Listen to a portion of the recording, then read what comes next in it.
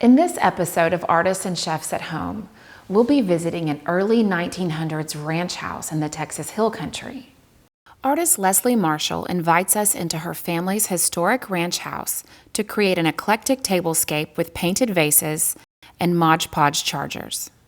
Chef Angela Mancino's hearty menu includes stuffed mushrooms, braised short ribs, and Texas bread pudding.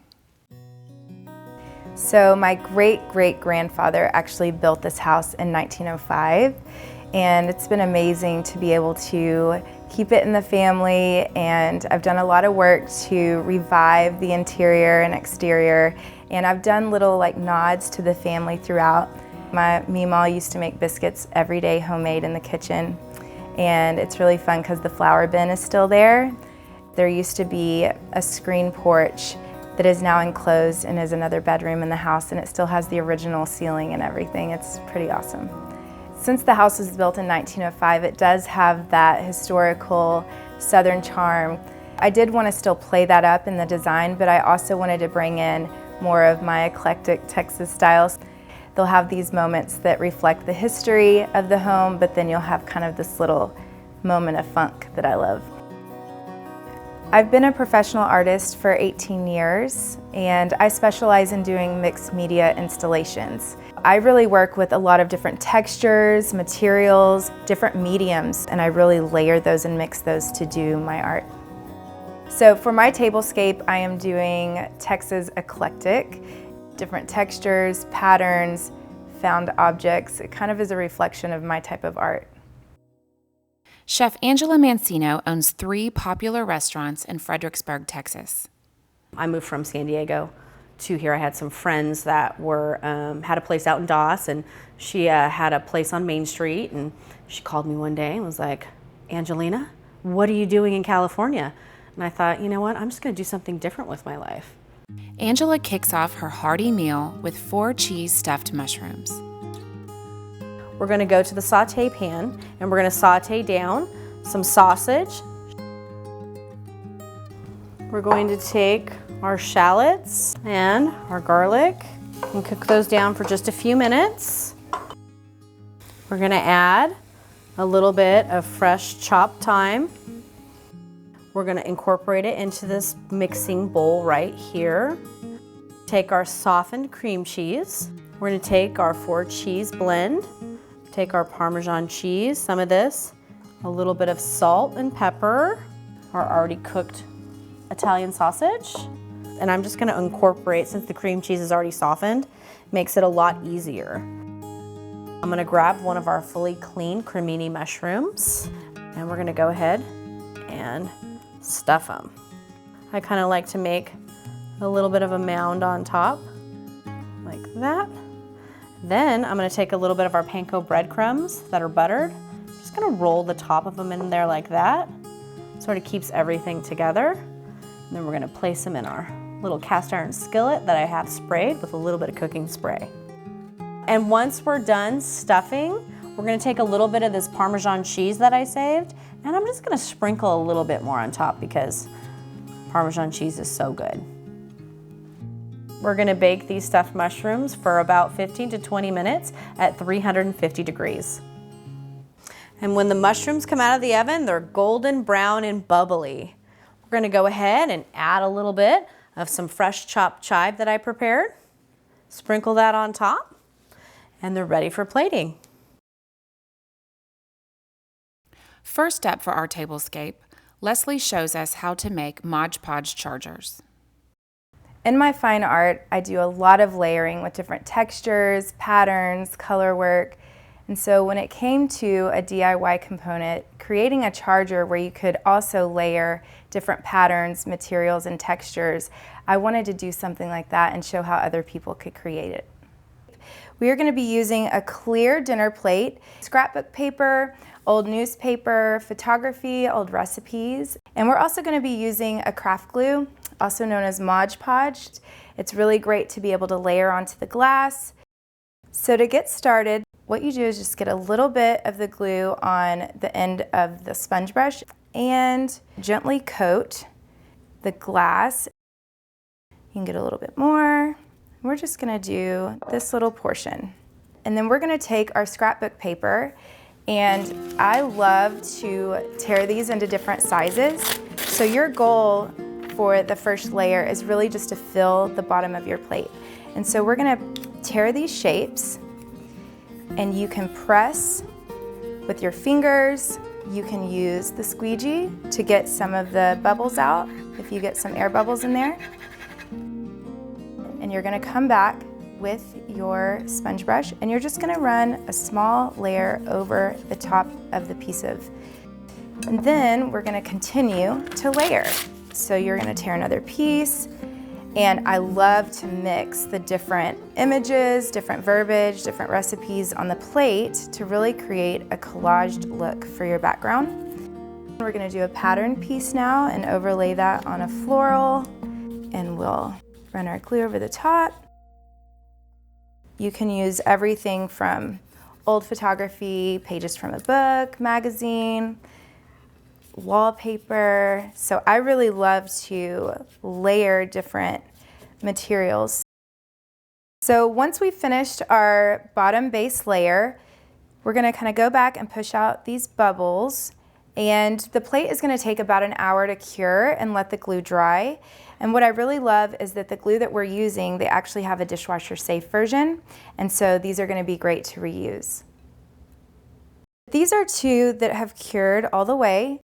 And again, you could add using fabric pens, markers, paint, and come back in over the top. This one I've done some doodles, I've added the date of the event, and come back through and kind of embellish different areas on the plate, and those will work as well on top of what you've done with the Mod Podge. And that is how you do your DIY Mod Podge charger. So for the main course, I chose a slow braised short rib. It is one of the most popular things we do for all of our caterings. It's earthy, it's hearty, it's meaty, it is out of this world. The first step is to add all of our ingredients to our braising pot. I'm gonna go ahead and start with the fresh celery. Then I'm gonna add some carrots, our half-cut rough onion, whole peeled garlic. I'm gonna add our fresh thyme down, our Italian seasoning. I usually add about 1.5 cups of red wine. You can use any kind of red wine. I like this Italian varietal. I was drinking on it last night. And then some beef stock. Once this all cooks down, this is gonna be the base for our amazing peppercorn au jus that I'm gonna prepare later. We're gonna take a little bit of our extra virgin olive oil. We're gonna take a good heaping of salt, and we're gonna do the same thing with the pepper on each side. We're gonna take it to the stove and sear the sides of the meat to get a nice brown color. So once we've seared the short ribs, we're going to go ahead and place them into our bed of all of our wonderful herbs and veggies and goodies that we got down here, and nestle them down inside, just like that. So now we've cooked our short ribs for 3.5 to 4 hours at 350 degrees. We're gonna take a ladle and we're gonna strain it and try to get as much of the juice as possible out of our braising pot. This is gonna set us up for our au jus gravy that's gonna be outstanding. We're gonna let this cook down for a minute. We're gonna add 1/2 stick of butter, a little pinch of salt, a little pinch of pepper, and next I'm gonna add a little bit of flour. We're gonna add this beautiful au jus, and last, our peppercorns. And then we're gonna let this come to a slight boil, and it'll be done. Another dish we're gonna be making this evening to go with our short ribs is Texas au gratin potatoes. We're gonna start by making our cheese sauce. So I've been a professional chef since 2009. That's when I opened my first restaurant, the Sunset Grill. I have 3 restaurants here in Fredericksburg: Sunset Grill, Granite House Lounge, and the Warner Warehouse Cafe and Catering. Texas is big. The flavors are big. The people are colorful. Texas really emphasizes farm to table, farm fresh. Texas overall, it's very diverse. We have a lot of different things here. People come to Fredericksburg, they want to eat good food. We're gonna add our 4-cheese blend here, and then we're gonna add our grated Parmesan cheese right there. Next, we're gonna layer our potatoes to get them ready for the oven. We're gonna start by just taking your potatoes, and we're just gonna start layering them in this nice cast iron skillet and just putting them all in here like this. We're gonna go ahead and pour a layer of the cheese sauce on there. Then we're gonna take a little bit of our grated Parmesan cheese over the top like that. A little bit of our shredded Italian blend cheese over the top like so. A little layer of pepper, a little sprinkle of salt. And then we're gonna start with our next layer, just like what we did with the first one. And then we're gonna bake it in a 350-degree oven for 35 to 45 minutes until it's bubbly and brown on top. All right, so after 45 minutes in the oven, we've got our Texas au gratin potatoes ready for dinner.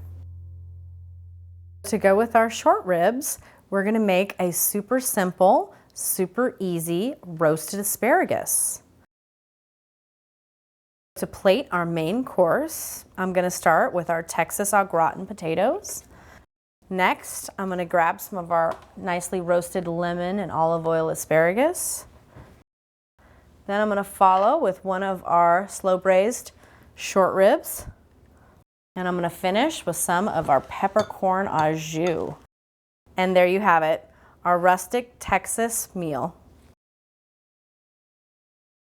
I decided to do hand-painted planters in more of a primitive style. It's really reflecting the native culture that was local to this area.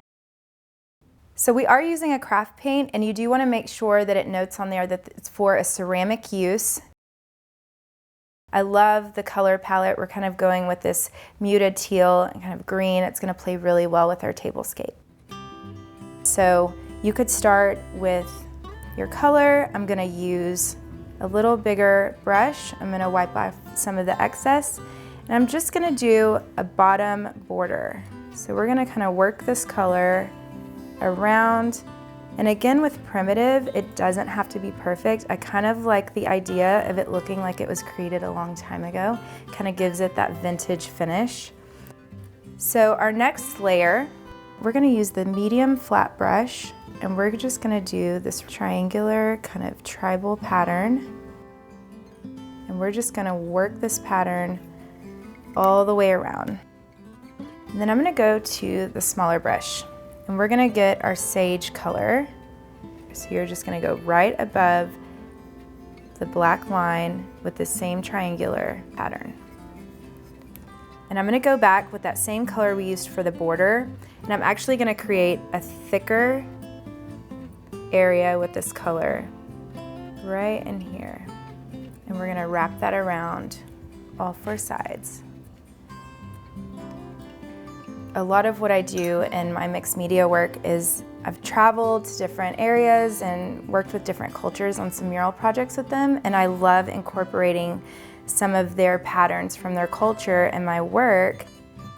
I'm really thinking about the design for the tablescape and being inspired by primitive art and looking back at some of the original art of cave drawings and ceramics that you will see to create pattern and to also communicate. And so I love being able to incorporate that in kind of a storytelling moment on the table again to make it a conversation.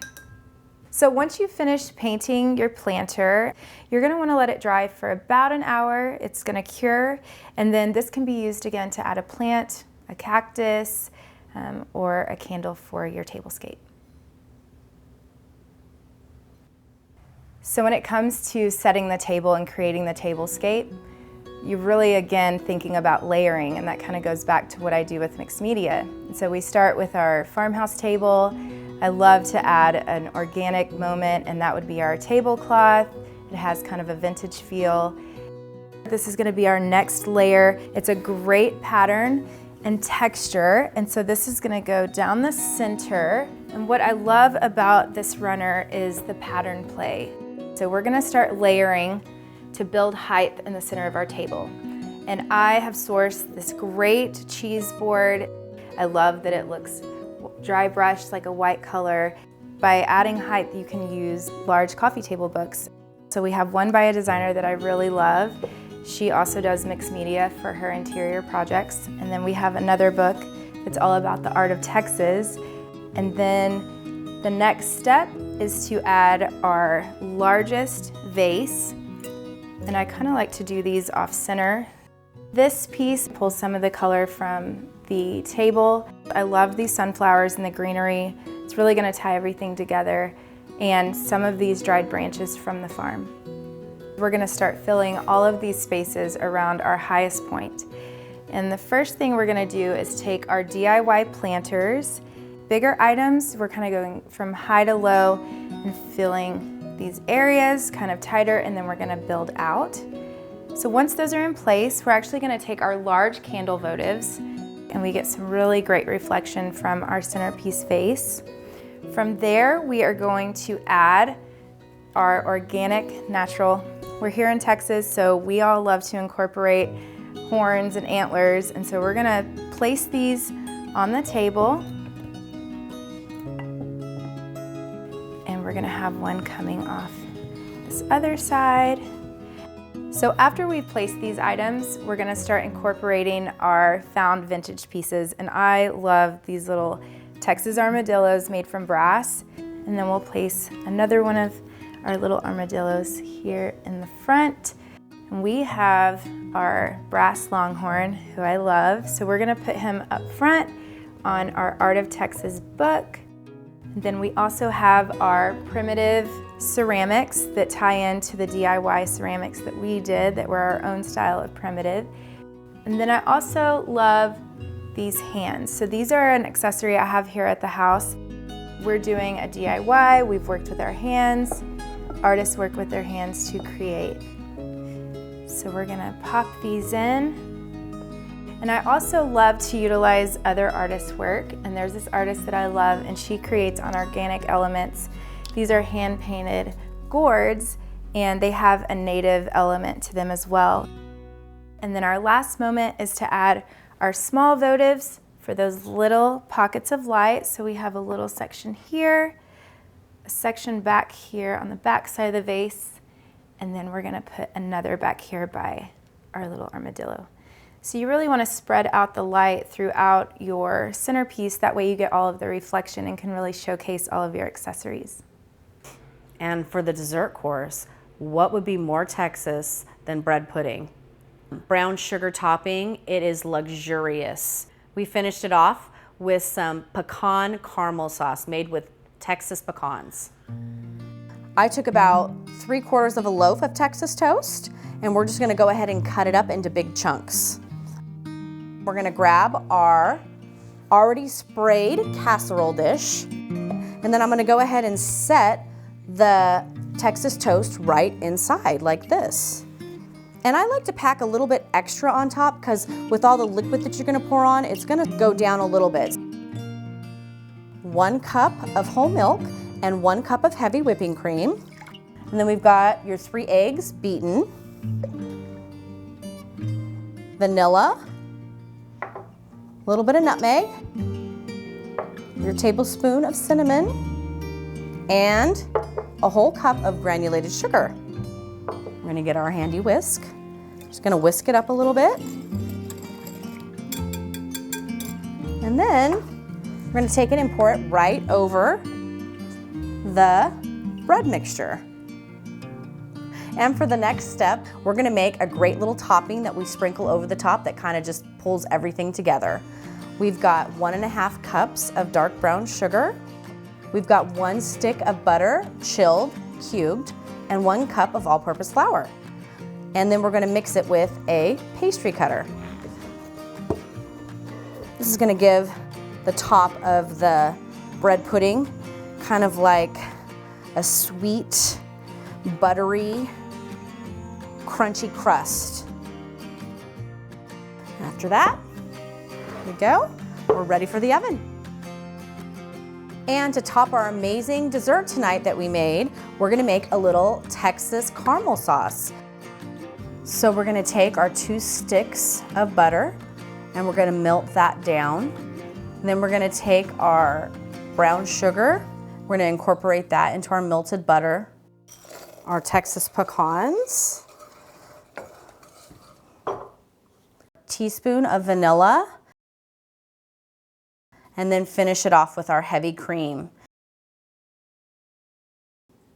So to plate our dessert, we're gonna take a piece of our wonderfully made bread pudding, then we're gonna take a little bit of our pecan sauce that we just made. We're gonna go ahead and just ladle that over the top. And there we have our Texas bread pudding with a Texas pecan caramel sauce. So to build our place setting, again, this is all about the layers. So we are going to start with this great vintage metal tray. I love this. I love the floral, the color. Our next layer is going to be our DIY charger that we did, the mixed media charger. For our silverware, I love using old vintage silver and a little mason jar. We have an antler themed steak knife. And then for our napkin, we're gonna just do a really nice neutral linen to blend in with our tablecloth. I love how all the elements for the tablescape work together. You can really see the different textures, the different patterns and colors. And I love, when the light hits the different brass metallics on the found objects, and then you have the matte moments with the different ceramic. So you're really working with all these different textures, elements, and colors. And when they're brought together, it just really enriches the tablescape.